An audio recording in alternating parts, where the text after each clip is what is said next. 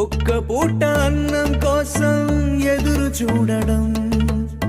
జానడంత ఊపిరి కోసం చేయి చాచడం, కడుపు కాలి కాలి ఇక్కడ బూడి తాగుతున్నా, మనిషి అన్నవాడికి మనసే లేకపోయినా